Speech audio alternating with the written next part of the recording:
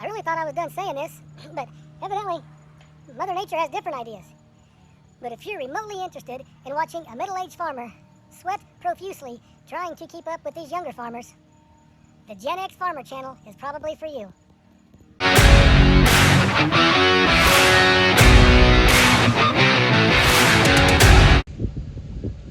It probably looks like farmers just do a lot of driving around, walking through their crops. If you're wondering what we're doing, well, it's what we call scouting. And what we're scouting for, you know, there's several things. You know, we have bugs, we have diseases, we have weeds, we have all different types of, you know, fungus. And we're just scouting at them. We got to look at them every so often, basically every week. We don't probably look at every field every day, but we have a certain rotation where we'll check this field on Wednesday this week.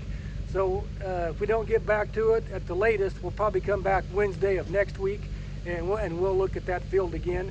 We don't look at the same location. We'll move her out the field. We don't check every single plant on the field, but we will check multiple locations and just look for different things and make sure the plant's maintaining its health, and we can't move in with any type of a pesticide and help it out.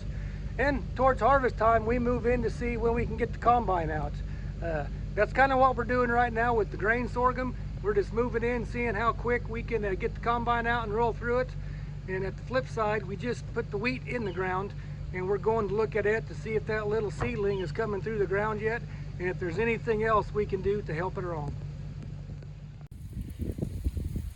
Standing out here in one of our fields, the grain sorghum, also known as Milo, you can tell we have a lot of heads, reach down here real close, that are showing some color. And we got a bunch of heads that are almost completely green still, just barely putting on color. But they are full of grain. There's a good example of one right here. Let me walk over to it. Just setting grain, but it's definitely gonna have grain to harvest. We had about 3 or 4 inches of rain about a month ago. Before that, this area was hardly headed. You can see these heads that have some color. They were probably just pushing ahead, but part of the plant shut down just because it did not have enough moisture to generate a head. Well, with that rain, it went ahead and pushed some additional heads, finished growing, which is good for the crop. It's going to create better yields. But what happens now is the crop, some of it's going to be ready to harvest. Like here's a head right here. Kind of has that dusty look. Let me stand out of the sun. Kind of has that dusty look if the camera picks it up. You know, if we had a whole field like this, we might be able to, you know, move in here and harvest.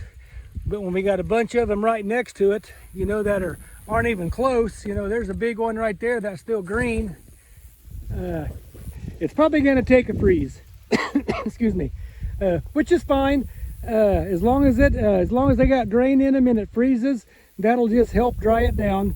A little frustrating, but not the end of the world.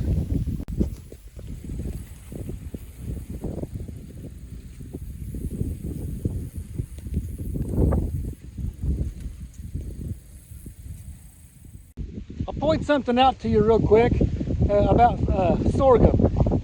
There's some types are grown for grain, which we call ultimately grain sorghum, and there's some of it we call forage sorghum, to where it doesn't really set grain, but the plant gets a lot bigger, and we can move in with some haying equipment and either hay it, or we can move in with a chopper and green chop it, and then let it insult, and we'll feed that as silage, and that's primarily for livestock. I'll get a picture for you here real quick and let you know the difference. But you can see the height on this. You know, it's about waist high.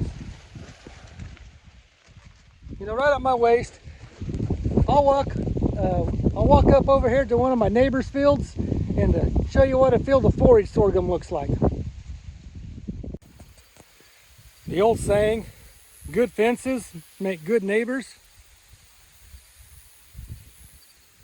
Well, this fence here, it's got one rusty strand of wire.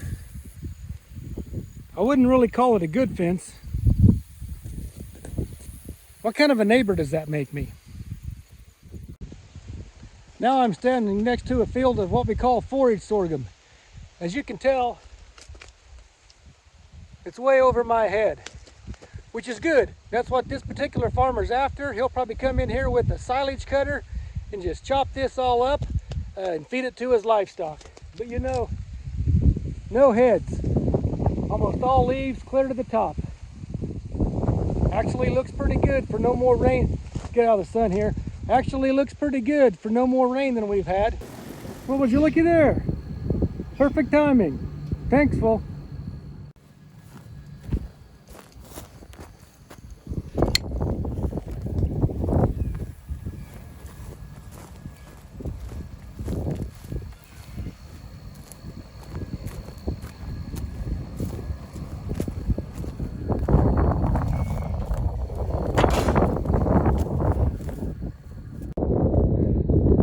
Right now we're scouting a field of winter wheat, hard red winter wheat that was drilled. It was put in the ground last week. I believe it was on Friday. Here on this video, if you look at it, you're gonna think, it's not even coming up yet. It's not pushing through. Well, when we get down on our hands and knees, you get to looking, people, it's just poking through. Just probably popped through today.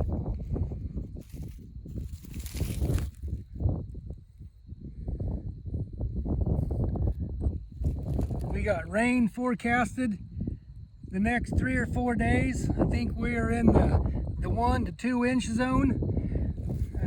If that comes gentle, it should be extremely beneficial to this wheat.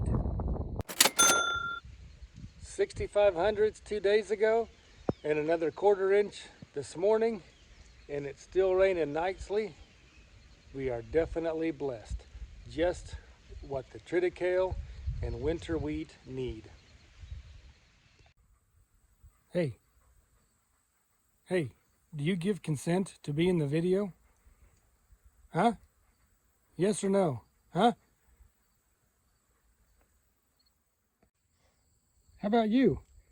Do you give consent to be in the video? Is that okay? You've probably noticed in my last few videos, we've gotten away from being with the cattle. We've been geared more towards farm work. No particular reason other than at that point in time, that's what our operation was calling for. It was needing some attention to the farm work. If the cattle videos are what you enjoy, if it's what you like, I ask you to be patient. You know, they are coming. You know, once we get through the month of October, we'll probably be finished with most of our farming operation. As you can tell, we're here with the cows, and they're walking up to me. They're walking up to me because they think I have cubes. Spoiled.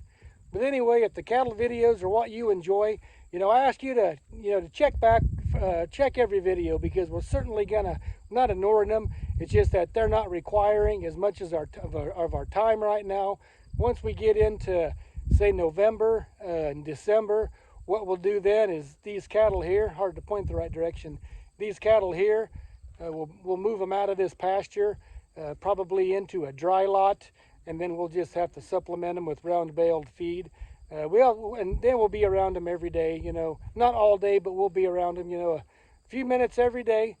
As you can tell, they're all walking up here.